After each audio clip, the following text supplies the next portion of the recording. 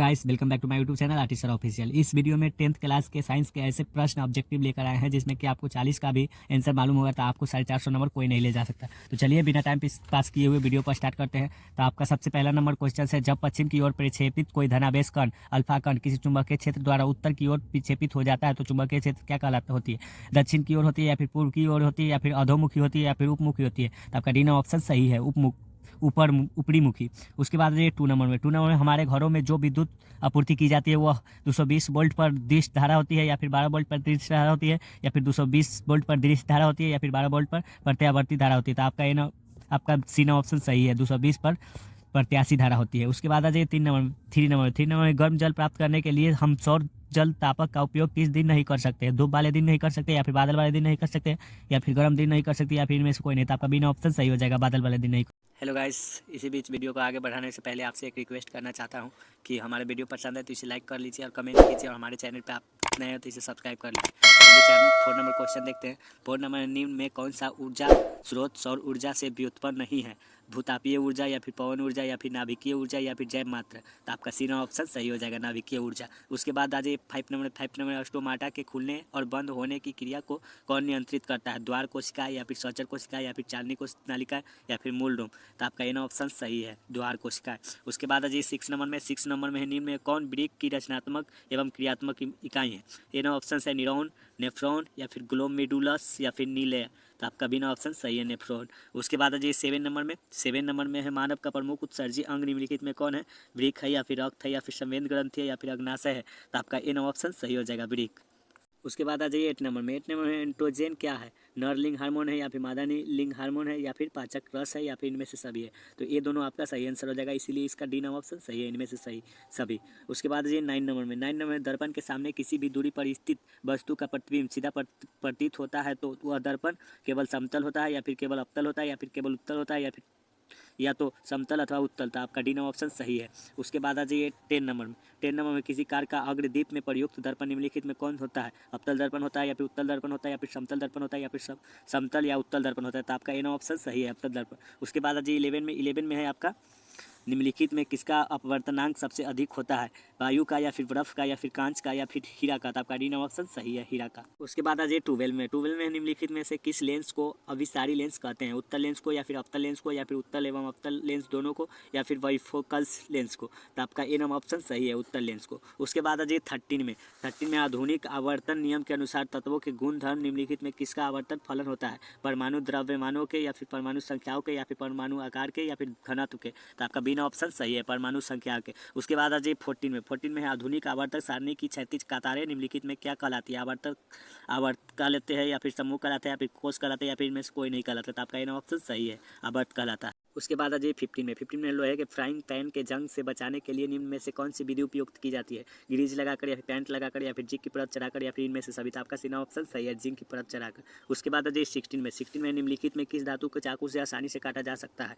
ये ऑप्शन है A1 या फिर N1 या फिर Mg या फिर Cu? तो आपका बिना ऑप्शन सही है, Na। उसके बाद जी 17 में निम्नलिखित में कौन सा गैस चूने की पानी को दूधिया कर देता है? Ci2 है या फिर SO2 है या फिर CO2 है या फिर O2 है? तो आपका सी ऑप्शन सही है, CO2। उसके बाद जी 18 में टाइटेरिक अम्ल निम्नलिखित में से किसमें पाया जाता है? टमाटर में या फिर संतरा में या फिर सिरका में या फिर इमली में? तो आपका डी ऑप्शन सही है, इमली में। उसके बाद आ जाइए 19 में है जिप्सम का रासायनिक सूत्र है? तो आपका क्या हो जाएगा ऑप्शन? CaSO4H1/2H2O या फिर CaSO4 2H2O या फिर CaSO4 10H2O या फिर इनमें से कोई नहीं? तो आपका बिना ऑप्शन सही हो जाएगा, CaSO4.2H2O। उसके बाद आ जाइए 20 में जिंक तथा सल्फ्यूरिक अम्ल के बीच अभिक्रिया से निम्नलिखित में से कौन सी गैस निकलती है?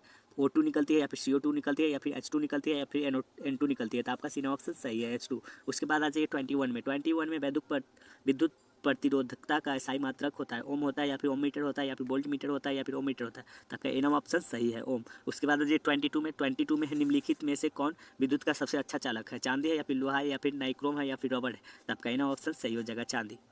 उसके बाद जी 23 में विद्युत धारा के चुंबकीय प्रभाव का खोज किसने किया?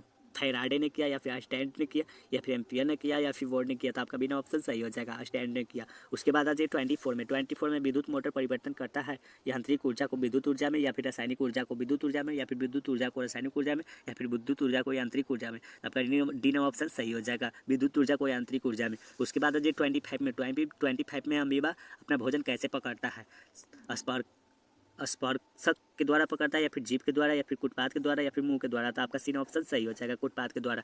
उसके बाद जी 26 में कौन सा एंजाइम वसा पर क्रिया करता है, पेप्सिन या फिर टिप्सिन या फिर लाइपेज या फिर एमाइलेज, तो आपका सी ऑप्शन सही हो जाएगा लाइपेज। उसके बाद आ जाइए 27 में किस प्रकार के श्वसन से अधिक ऊर्जा मुक्त होती है, वायवीय या फिर अवायवीय या फिर एवी दोनों या फिर में से कोई नहीं, तो आपका ए नंबर ऑप्शन सही हो जाएगा वायवीय। उसके बाद आ जाइए 28 में मछली का श्वसनांग है ट्रंकिया है या फिर गिल्स है या फिर त्वचा है या फिर फेफड़ा है, तो आपका बी ऑप्शन सही हो जाएगा गिल्स। उसके बाद आ जाइए 29 में है जब किसी अभिक्रिया के समय किसी पदार्थ में ऑक्सीजन की वृद्धि होती है तो निम्नलिखित में से क्या कहा जाता है, उपचयन कहा जाता है या फिर उपचयन कहा जाता है या फिर संरक्षण कहा जाता है या फिर इनमें से कोई नहीं कहा जाता है, तो आपका डी नंबर ऑप्शन सही हो जाएगा क्योंकि इसका हो जाएगा आंसर ऑक्सीकरण। उसके बाद आ जाइए 30 में होता है आपका कि अम्ल का पीएच मान होता है 7 से कम या फिर 7 से अधिक या फिर 7 या फिर 14, तो आपका बी ऑप्शन सही हो जाएगा 7 से अधिक।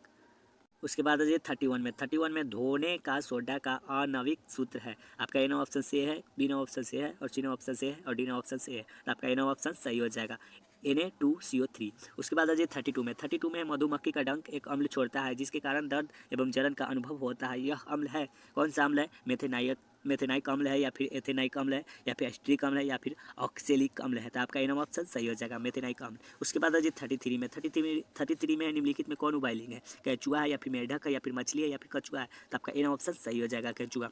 उसके बाद आ जाइए 34 में मेंडल ने अपने प्रयोगों के लिए किस पौधे को चुना, आम के पौधे को चुना या फिर गुलाब के पौधे को चुना या फिर गेहूं का पौधे को चुना या फिर मटर का पौधे को चुना, तो आपका डी नंबर ऑप्शन सही हो जाएगा मटर के पौधे को। उसके बाद आ जाइए 35 में निम्न में से कौन एक अवशेषी अंग है, रीढ़ की हड्डी या फिर अंगूठा या फिर कान या फिर अपेंडिक्स, तो आपका डी नंबर ऑप्शन सही हो जाएगा अपेंडिक्स। उसके बाद आ जाइए 36 में चिपको आंदोलन किससे संबंधित है, वन संरक्षण से या फिर मृदा संरक्षण से या फिर जन संरक्षण से या फिर वृक्षारोपण से, तो आपका ऑप्शन सही हो जाएगा वन संरक्षण से। उसके बाद आ जाइए 37 में निम्नलिखित में कौन सबसे कम अभिक्रियाशील धातु है, A1 है या फिर AL है या फिर ZN है या फिर Fe है या फिर Mg है, तो आपका सी नंबर ऑप्शन सही हो जाएगा Fe। उसके बाद आ जाइए 38 में कार्बन की परमाणु संख्या है 6 है या फिर 8 है या फिर 9 है या फिर 11 है, तो आपका ए नंबर ऑप्शन सही हो जाएगा 6। उसके बाद आ जाइए 39 में है असंतृप्त हाइड्रोकार्बन जिनमें कार्बन परमाणु के बीच त्रिअंबंध होते हैं, वे कहलाते हैं एल्केन कहलाते हैं या फिर एल्फाइन कहलाते हैं या फिर एल्किन कहलाते हैं या फिर इनमें से कोई नहीं होता है, तो आपका बी नंबर ऑप्शन सही हो जाएगा एल्फाइन। उसके बाद आ जाइए 40 में एथेनॉल के क्रियाशील मूलक का सूत्र है OH है या फिर -CHO है या फिर -COOS है या फिर CO है, तो आपका ए नंबर ऑप्शन सही हो जाएगा OH। उसके बाद आ जाइए 41 में निम्नलिखित में कौन सा लेंस का अपर्दन M होता है, U/V होता है या फिर UV होता है या फिर U+V होता है या फिर V/U होता है, तो आपका डी नंबर ऑप्शन सही हो जाए। उसके बाद आ जाइए 42 में निम्नलिखित में कौन नेत्र का रंगीन भाग होता है, कॉर्निया होता है या फिर रेटिना होता है या फिर परितारिका होता है या फिर पुतली होता है, तो आपका सी नंबर ऑप्शन सही हो जाएगा परितारिका। उसके बाद आ जाइए 43 में वायुमंडल में प्रकाश के किस वर्ण का परिकीर्णन अधिक होता है, लाल का या फिर नीला का या फिर पीला का या फिर नारंगी का, तो आपका बी नंबर ऑप्शन सही हो जाएगा नीला का। उसके बाद आ जाइए 44 में प्रकाश की किस घटना के कारण सूर्य हमें वास्तविक सूर्योदय से लगभग 2 मिनट पूर्व दिखाई देने लगता है, परावर्तक के या फिर वायुमंडलीय अपवर्तन की क्रिया से या फिर परिकर्णन की क्रिया से या फिर वायुमंडलीय अपवर्तन एवं परिकर्णन दोनों की क्रिया से, तो आपका बी ऑप्शन सही हो जाएगा वायुमंडलीय अपवर्तन की क्रिया से। उसके बाद आ जाइए 45 में आयोडीन की कमी से कौन सा रोग होता है, घेंघा होता है या फिर मधुमेह होता है या फिर स्क्रिबली होता है या फिर एड्स होता है, तो आपका ए ऑप्शन सही हो जाएगा घेंघा। उसके बाद आ जाइए 46 में है आपका निम्न में कौन एक पिट्यूटरी ग्रंथि से निकलने वाला हार्मोन है, वृद्धि हार्मोन या फिर थायरोक्सिन या फिर इंसुलिन या फिर एंड्रोजन, तो आपका डी ऑप्शन सही हो जाएगा एंड्रोजन। उसके बाद आ जाइए 47 में अमीबा में अलैंगिक जनन किस विधि द्वारा होता है, मुकुलन विधि द्वारा या विखंडन विधि द्वारा या फिर बीजाणु जनन द्वारा या फिर में से सही, तो आपका बिना ऑप्शन सही हो जाएगा विखंडन के द्वारा। उसके बाद जी 48 में फूल का कौन सा भाग फल में बदलता है, पुंकेसर या फिर स्त्री केसर या फिर अंडाशय या फिर बीजांड, तो आपका इन ऑप्शन सही हो जाएगा पुंकेसर। इसी बीच दोस्तों मेरा वीडियो ख़त्म हुआ जो कि था 10th का साइंस VVI ऑब्जेक्टिव। अगर जो वीडियो पसंद है तो इसे लाइक कर लीजिए और कमेंट कीजिए, और हमारे चैनल पर नए हैं तो इसे सब्सक्राइब कर लीजिए यार।